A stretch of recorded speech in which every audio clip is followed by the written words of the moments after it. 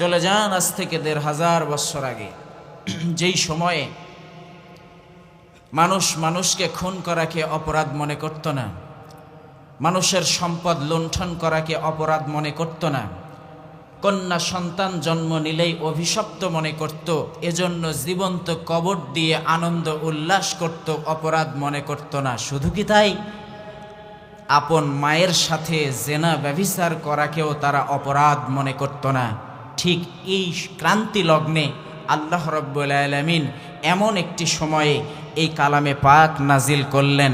এই কালামে পাকের আদলে গোটা সমাজটাকে এমনভাবে পরিবর্তন করে দিলেন, যারা মানুষের সম্পদ আত্মসাৎ করত তারা হয়ে গেল সম্পদের আমানতদার, যারা মেয়ে মানুষদের সতীত্বের জম তারাই হয়ে গেল নারীদের সতীত্বের হেফাজতকারী, যারা রাষ্ট্রীয় সম্পদ চুরি করত, রাষ্ট্রীয় সম্পদ যারা নিজের মনে করে নিত তারাই হয়ে গেল রাষ্ট্রীয় সম্পদের আমানতদার। কথা বলেন ঠিক কিনা?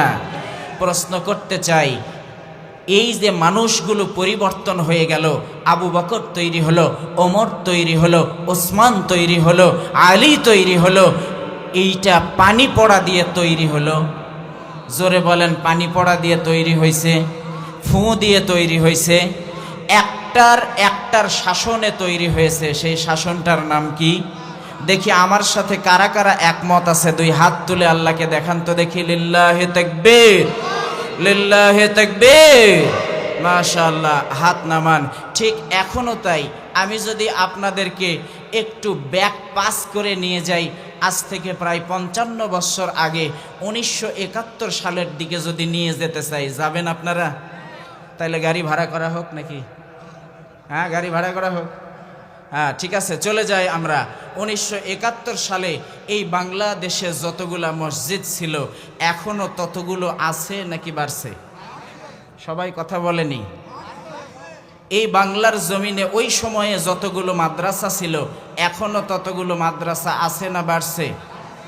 ওয়াজ মাহফিল কম হয়েছে নাকি বেশি হয়েছে? নামাজি কম হয়েছে না বেশি হয়েছে? চোর কমছে না বাড়ছে?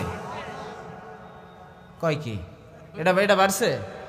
হায় হায়, কই রে ভাই, এত মসজিদ, এত মাদ্রাসা, এত ওয়াজ মাহফিল, চোর কেমনে বাড়ে? ধর্ষণকারী কমছে না বাড়ছে? ডাকাত কমছে না বাড়ছে? তাহলে বোঝা গেল পরিষ্কার কথা একটাই, বিশ্বনবী সাল্লাল্লাহু আলাইহি ওয়াসাল্লাম যেই কোরআনের সমাজ বাস্তবায়নের মাধ্যমে পুরা জাতিকে পরিবর্তন করেছিল, ও আমার জাতি, এই সমাজকে বন্ধ করতে হলে, এই সমাজের চুরি ডাকাতি গুণ খুন হত্যা